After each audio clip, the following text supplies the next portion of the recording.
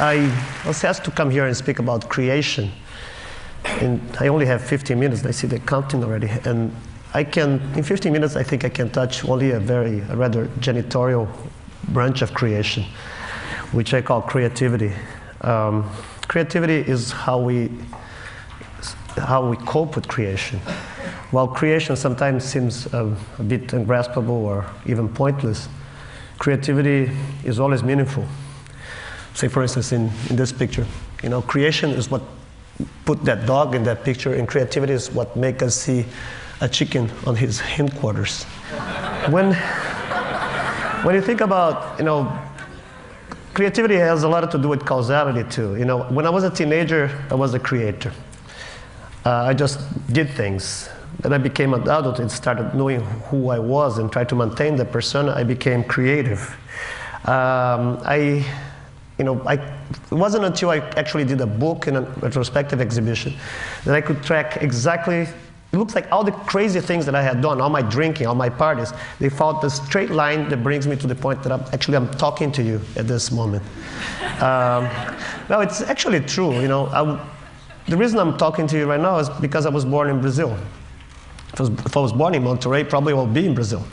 I was born in Brazil and grew up in the 70s under a climate of political distress. And I was forced to learn to communicate in a very specific way, in a sort of a semiotic black market. You couldn't really say what you wanted to say. You have to invent ways of doing it. And you didn't trust information very much.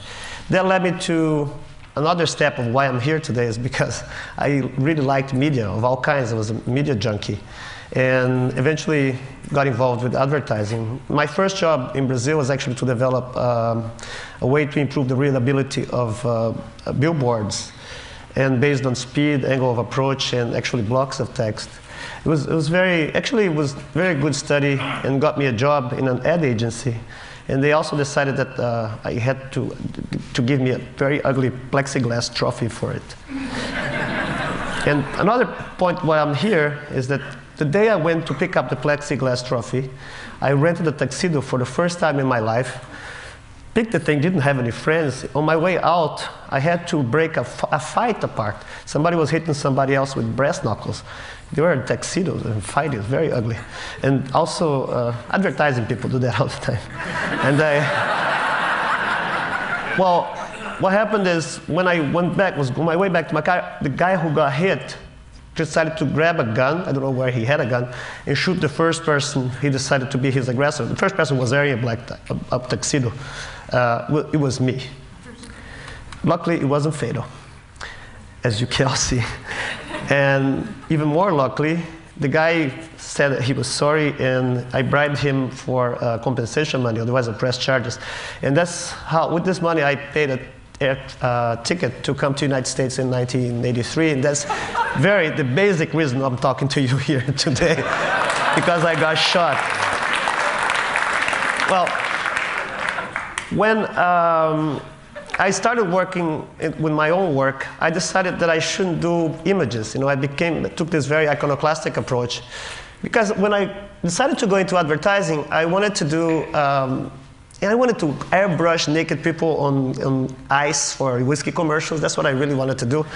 But they didn't let me do it, so I just, they only let me do other things. But I wasn't into selling whiskey, I was into selling ice. The first works were actually objects. It was kind of a mixture of found object, product design, and advertising. And I called them relics. They were displayed first at Stuck's Gallery in 1983. This is the clown skull. It's a remnant of a very evolved race of entertainers. They lived in Brazil a long time ago. This is the Ashanti joystick. Unfortunately, it has become obsolete because it was designed for Atari platform. PlayStation 2 is in the works. Maybe for the next TED, I'll bring it. The rocking podium. This is the pre-Columbian coffee maker. Actually, the idea came out of an argument that I had at Starbucks that I insisted that I wasn't having Colombian coffee. The coffee was actually pre-Columbian. The bonsai table. The entire Encyclopedia Britannica bound in a single volume for travel purposes.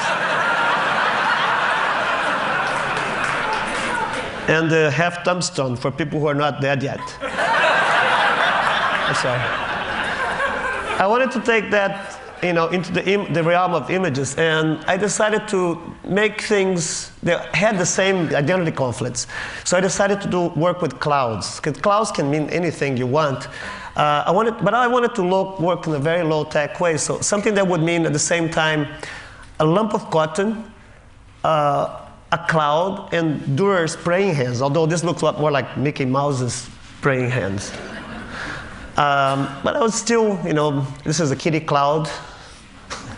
They're called equivalents after Alfred Stieglitz's work, the snail. But I was still working with sculpture. I was really trying to go flatter and flatter. The teapot. I had a chance to go to Florence in, I think it was '94, and I saw Ghiberti's Door of Paradise. And he did something that was very tricky. He put together two different media from different periods of time. First, he got no age-old way of making images, which was relief. And he worked this with three-point perspective, which was brand new technology at the time. And it's totally overkill. And your eye doesn't know which level to read, and you become trapped into this kind of representation. So I decided to make these very simple renderings that at first they are taken as a line drawing, something that I did them with, and then I did them with wire. The idea was because everybody overlook like pencil drawings, and they would look at it, it's a pencil drawing, and then you have this double take and see that it's actually something that existed in time. It had a physicality. And you start going deeper and deeper into a sort of narrative that goes this way towards the image. So this is a monkey with Leica. Relaxation. Wow. Fiat Lux. And the same way the history of representation evolved from line drawings to shaded drawings, and I wanted to deal with other subjects, I started taking that into the realm of landscape, which is something that's almost a picture of nothing. I made these pictures called pictures of thread, and I named them after the amount of yards that I used to represent each picture. These always end up being a photograph at the end, or more like an etching in this case. So this is a lighthouse. This is 6,500 yards after Corot. 9,000 yards after Gerhard Richter. And I don't know how many yards after John Constable. Departing from the lines, I decided to tackle the idea of points, which is more similar to the type of representation that we find in photographs themselves. I had met a group of children in the Caribbean island of St. Kitts, and I did work and play with them. I got some photographs from them. Upon my arrival in New York, I decided they were children of sugar plantation workers. And by manipulating sugar over a black paper, I made portraits of them. These are, thank you.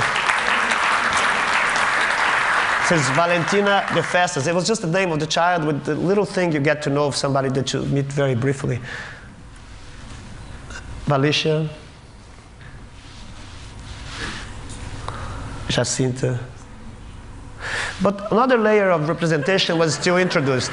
Because I was doing this while I was making these pictures, I realized that I could add still another thing. And I was trying to make a subject, something that would interfere with the theme. So chocolate is very good because it brings to mind ideas that go from scatology to romance. And so I decided to make these pictures, and they were very large, so you had to walk away from it to be able to see them. So they're called pictures of chocolate. Freud probably could explain chocolate better than I, was the first subject. And Jackson Pollock also.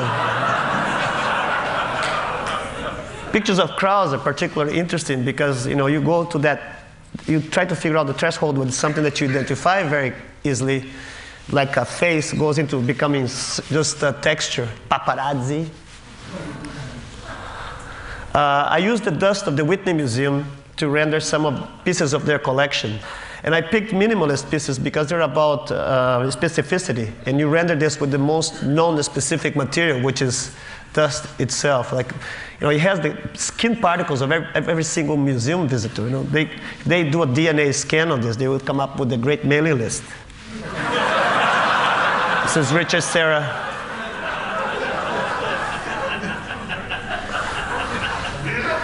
I bought a computer and told me it had millions of colors in it. You know, an artist's first response to this is like, who counted it? You know, I realized that I never worked with color because I had a hard time controlling the idea of single colors. But once they apply it to numeric structure, then you feel more comfortable. So the first time I worked with colors was by making these mosaics of Pantone swatches. They end up being very large pictures, and I photographed with a very large camera, 8x10 camera, so you can see the surface of every single swatch of paper, like in this picture of Chuck Close. And you have to walk very far to be able to see it. Also, the reference to Gerd Richter use of color charts. And the idea also entering another realm of representation that's very common to us today, which is the bitmap. I ended up narrowing the subject to Monet haystacks. This is something I used to do as a joke, you know, make the same, like Robert Smith's in Spiral Jet, and then leaving traces of that as if it was done on a tabletop, like trying to prove that he didn't do that thing in the South Lake. But then, just doing the models, I was trying to explore the relationship between the model and the original, and I felt that I would have to actually go there and make some earthworks myself. I opted for very simple line drawings, kind of stupid looking, and at the same time I was doing this very large construction to be 150 meters away. Now I would do very small ones, which would be like, but under the same light. And I would show them together, so the viewer would have to really figure out what he was looking. I wasn't interested in the very large things or in the small things, but I was more interested in the things in between, you know, because you leave an enormous range for ambiguity there. This is like you see the size of a person over there. This is a pipe hanger. And this is another thing that I did, you know, working, I think everybody loves to watch somebody draw, but not many people have a chance to watch somebody draw in like a lot of people at the same time to evidence a single drawing. And I love this work because I did this cartoonish clouds over Manhattan for a period of 2 months. And it was quite wonderful because I had an early interest in theater that's justified on this thing. In theater, you have the character and the actor in the same place trying to negotiate each other in front of an audience. And in this, you would have like something that looks like a cloud, and it is a cloud at the same time. So they're like perfect actors. My interest in acting, especially bad acting, goes a long way. Actually, I once paid like $60 to see a very great actor to do a version of King Lear. And I felt really robbed because by the time the actor started being King Lear, he stopped being the great actor that I had paid money to see. On the other hand, you know, I paid like $3, I think, and I went to a warehouse in Queens to see a version of Othello by an amateur group. And it was quite fascinating because, you know, the guy, his name was Joey Grimaldi. He impersonated the Moorish general. You know, the first 3 minutes, he was really that general. And then he went into Becky the plumber. He worked as a plumber, so plumber, general, general. So for $3, I saw 2 tragedies for the price of 1. See, I think, you know, it's not really about impressing or making people fall for a really perfect illusion, as much as it is to make, I usually work at the lowest threshold of visual illusion, because it's not about fooling somebody, it's actually giving somebody a measure of their own belief, how much you want to be fooled. And that's why we pay to go to magic shows and things like that. Oh, I think that's it, and my time is nearly up. Thank you very much.